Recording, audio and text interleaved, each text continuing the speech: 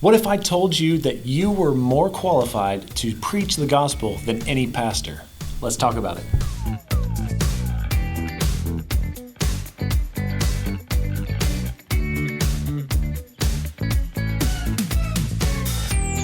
Jeff, we were talking about this yesterday. I don't think I can remember the last time I ate somewhere or went to a restaurant or anything like that without someone's recommendation or looking up a Google review or a Facebook review or a Yelp review. I can't remember the last time I've done that. Yeah, I don't think that I can really either. Like I think that so much of the stuff that we try or eat at or whatever, like everybody's just kind of recommended to us, or we at least like look them up on Facebook. Right. You got to find the review, make sure it's got some good stars and everything. Yeah, for sure. Maybe Fresh Market Coffee? Yeah, that was the last one. I think both of us did that. We were, and that's kind of funny too because it wasn't like we just tried it by ourselves, right. or we were like together, right. And so it was almost like we were recommending it to each other. Right. Well, and we hadn't even read any reviews, so it's when it first opened, like 5 years ago, right? And we tried 3 or 4 times to go check out this new coffee shop in town, and they had such weird hours. We could never go. We went multiple times, different days, different times of the day, and we could never catch them when they were open. Yeah. And I think it was like the next week or something, we said, all right, we're going to try one more time. Yeah, and if it's not open, we're never coming here again. And it was open, and now we go there. Like every day. Every day, that's right. Come on, Shane. Glad you got your hours right. That's right. Yeah. And that's super crazy really to think about. I mean, when you think about the fact that we don't go anywhere or we don't take the initiative, I guess, to try things new for ourselves. We always just take the recommendations of friends or other people. Right. And I don't know if that makes us like less adventurous, right? Or just more trusting, I guess. I don't really know. It's maybe both. Yeah. Might be a little both. Yeah, and that we trust our friends' opinions. Right. I don't know. I think when we were both talking about that, we just came up with the idea that really we don't understand how powerful our influence is. Oh, I agree. Yeah. I mean, the fact that we don't even go somewhere without the influence of somebody else. Right. I mean, is crazy. I mean, right? I've had several times where someone said, hey, don't go to this restaurant. It's it's terrible food, terrible experience, whatever.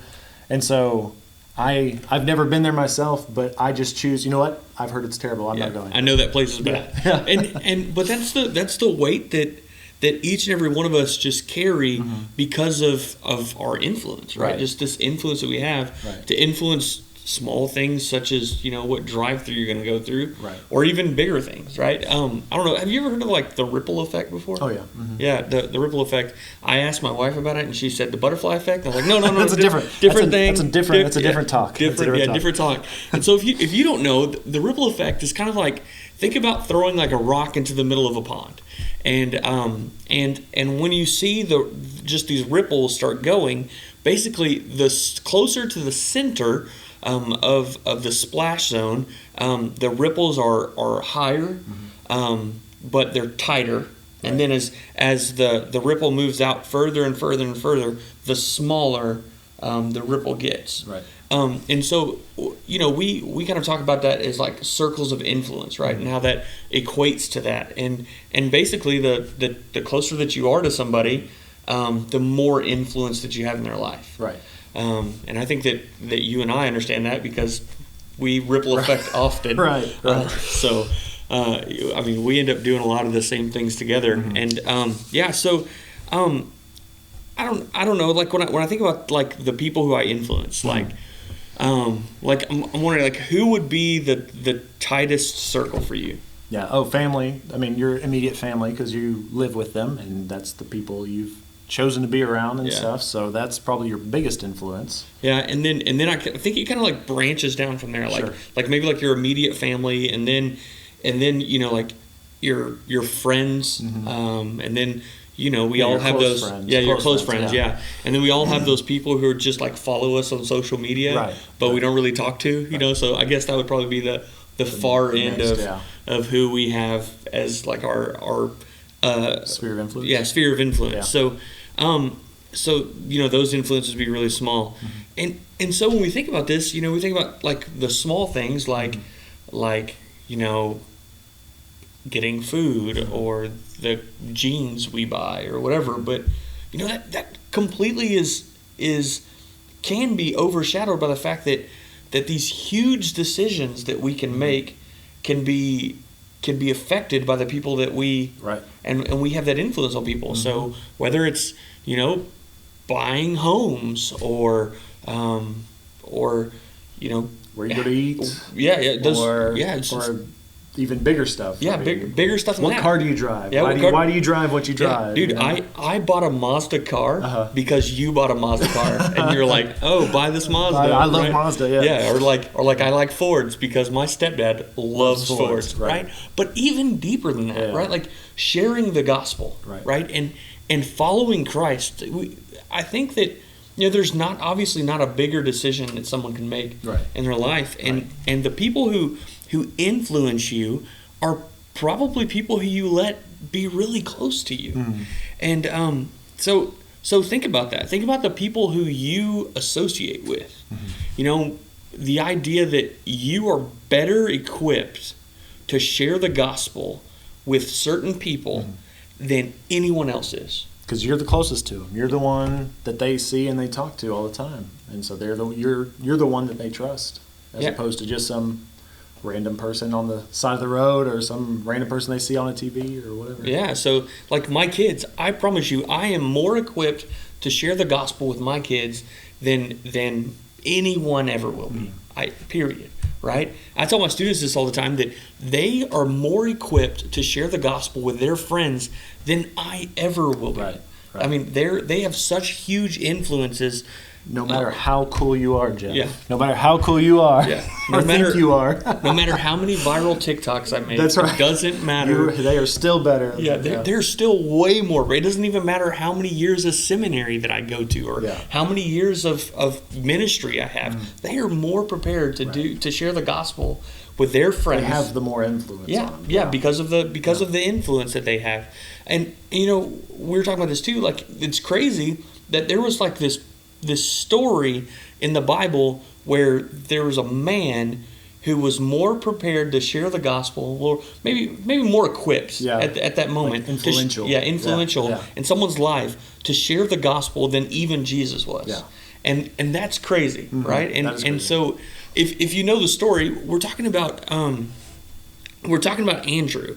And so there's this point in time when Andrew is following John the Baptist, which is Jesus' cousin, and then John says, hey, you need to come and follow this guy because this guy's the Messiah, right? And so Andrew goes and hangs out with Jesus, but then he has this realization that, hey, I've got a brother, and my brother needs to know about Jesus. Right. And so it wasn't Jesus coming and sharing the gospel or sharing this good news of finding the Savior with Andrew's brother. Instead, it was Andrew doing that. And so Andrew went back and brought his brother to Christ, right? And led his brother to Christ.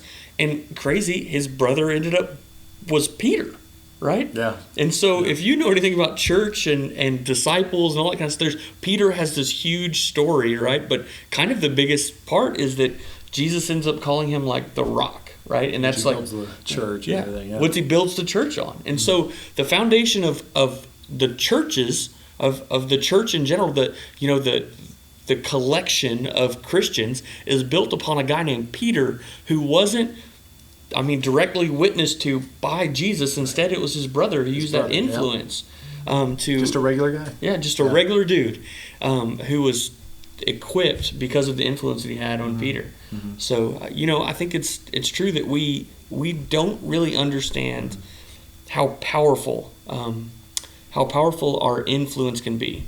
And I think that's something that we have to take into account is who is our sphere of influence? Who are the people that we're around? First of all, being intentional about making sure we reach out to those people and we love those people and they hear about Christ from us. But not only that, being intentional about growing your sphere of influence, like your actual, not growing your Facebook followers or your Instagram followers or anything, but the people you actually have relationships with. What does your sphere of influence look like? Is it people that just think like you and they're the exact same as you? Or do you have friends that are different, that need to hear about Christ, that need to hear the gospel? Who are those people that you could influence?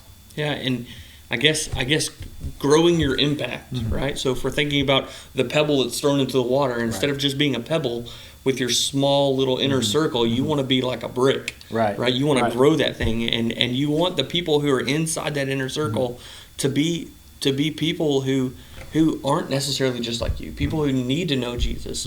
And so I really want to encourage you and challenge you with the idea that you are the best equipped person.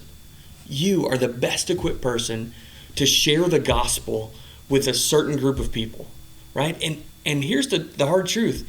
If you don't share the gospel with them, if you don't share the power of Jesus with them, who's going to? Thanks for hanging out with us today. If you have any questions or anything you're curious about, leave it down in the comments. We'd love to hear from you, and we'll see you next time.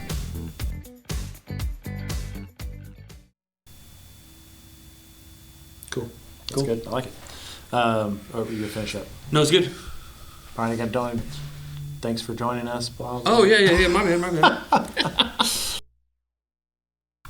Now we're done. Yeah, my bad. I was like, what are you talking